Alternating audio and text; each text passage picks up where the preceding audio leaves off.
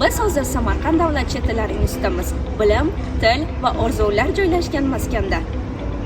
Bu yerning har bir burchagi ilhom bag'ishlaydi. Yashil tabiat, tinch muhit va talablarning eng chiroyli damlari aynan shu yerda o'tadi.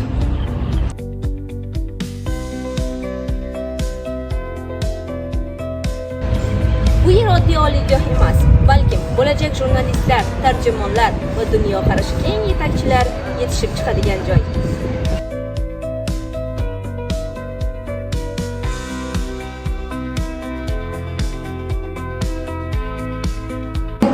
Biz bu yerda bilim olamiz, muloqotni o'rganamiz va haqiqatni dunyoga yetkazish uchun tayyorlanamiz.